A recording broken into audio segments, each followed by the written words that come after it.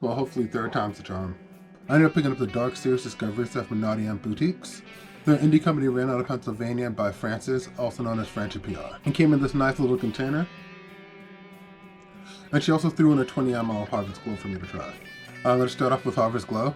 I've already tested all these on skin. I'm just spraying for memory.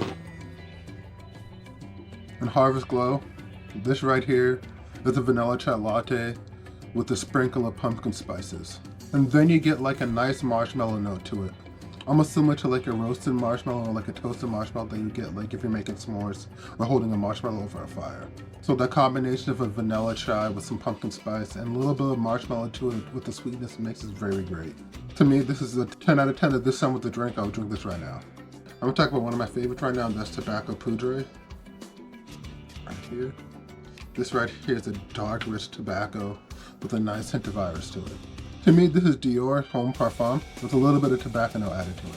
I'm not calling this a clone or a dupe or anything, and that tobacco really adds to the whole scent DNA and scent family that I mentioned, and actually makes it stand out.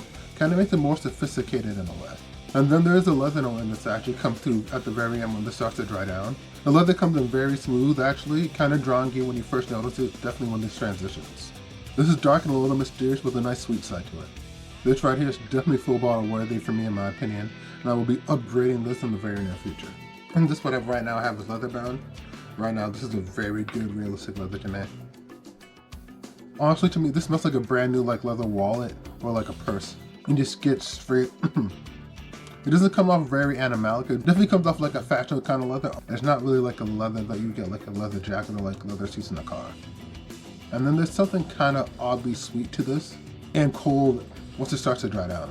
On top of the leather note that I kind of mentioned lingering in the background. Somehow that kind of makes it aromatic and adds a little bit of darkness and depth to it. I want to say this is definitely a solid leather fragrance, and I would say it's more on the beginner side or entry level sides of leather fragrances. The last one we're talking about in this collection, is Whiskey Neat.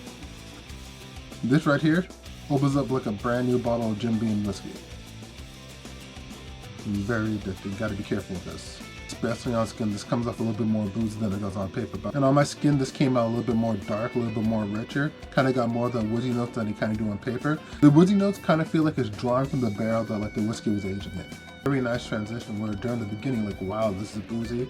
And then during the end, you're like, wow, this is very nice and woodsy with a little hint of booze. I would say this is a whiskey with a nice wooden finish to it. All the fragrances in this discovery set really brought the mood.